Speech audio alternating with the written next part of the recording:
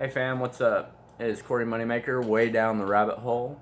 It is July 6, 2019, and I want to talk a little bit about last night's Carlson Tucker interview with Donald Trump on Fox News. Uh, it went pretty much the way I kind of expected it to.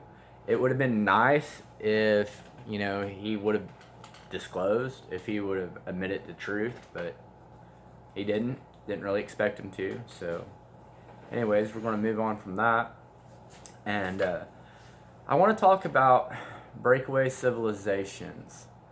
um, there's a lot of other explanations for UFOs that are just as plausible, and in a lot of ways even more so plausible than extraterrestrials. And my favorite one is the breakaway civilization. There's multiple explanations for a breakaway civilization. My favorite one, or the one that I lean more towards, is that the breakaway civilization occurred at the time of the flood. Another possibility also occurs with the Nazis. Maybe that's what it is. Maybe they discovered pre-Diluvian technology. Who knows? I have a thought also that I find very interesting that I've been following also, is the migrations of the North American Indians through North America and South America, and also of the giants. There's a lot of people who speculate that children of Israel or some of David's men followed the Canaanite giants into the New World. I'm not going to really go into a lot of explanations on that. It's highly plausible, I think it's possible, and I think that's really who's in Antarctica. It's off limits. In the last few years, a lot of people went there, and it's all very odd what's going on with Antarctica. But it wouldn't surprise me if it turns out that it is giants. It wouldn't surprise me either if it turned out that the breakaway civilization that are operating the UFOs and UAPs turn out to be giants. Some of the sizes of the craft reported are upwards of 300 feet. Giant ships. Could it possibly be giants? Could that, if you follow the thoughts of what's taught in the Bible and extra biblical texts about the Nephilim and the Watchers, it's highly probable, because before the flood, the technology was way more advanced than what it is now.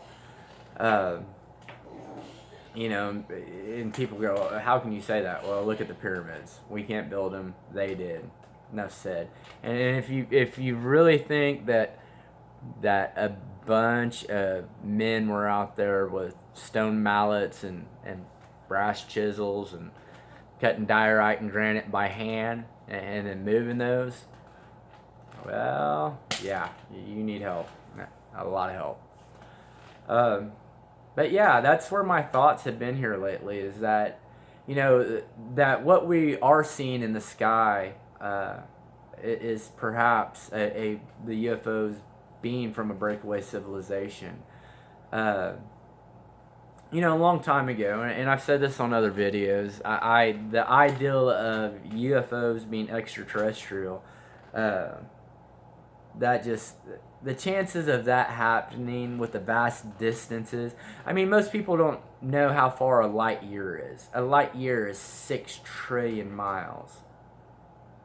I mean, nobody can comprehend how far that is. To be able to travel trillions and trillions of miles in a single lifetime, to have the fuel to do that, in a vehicle that could handle traveling through, everything that's in space. It's all science fiction. It's not happening. Another thing a lot of people used to say was that, well, there's no way that alien abductions can be going on, because all of these descriptions of aliens they're pretty much humanoid.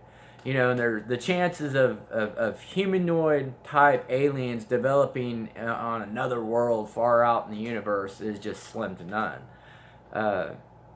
If evolution was true, I agree with that. I mean, the chances of it happening twice, trillions of miles apart, astronomical. I no way.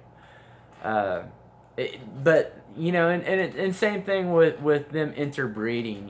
The alien abduction and the hybridization project, or whatever you want to call it. The chances of two species on this planet or plane, whatever you want to call it, they can't interbreed, let alone some other species clear across the universe coming here. Yeah, it's not going to happen. So, kind of rules that possibility out.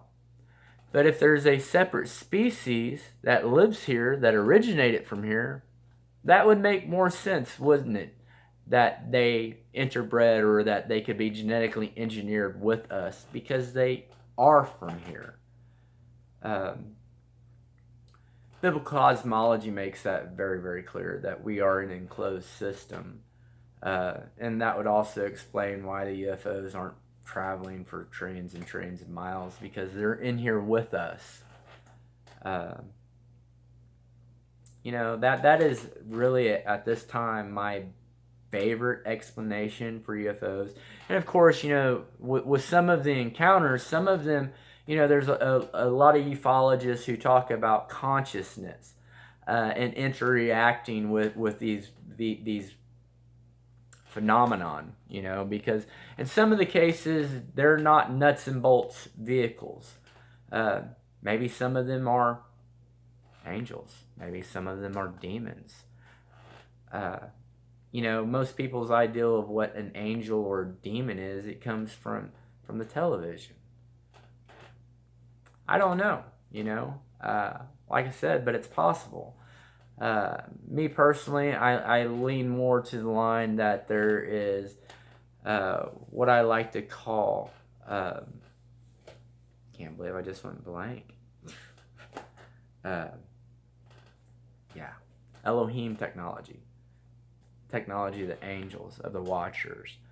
I think that's really what we're dealing with. And it's either, we've rediscovered it, or, also possibly that we did rediscover it because we were led to it. That's something else that I've been looking into here lately too, is the actual timeline for the return of the Watchers.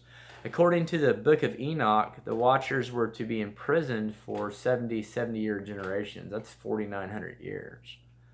And when you look at, according to the timeline, the Watchers were imprisoned at approximately 3000 BC.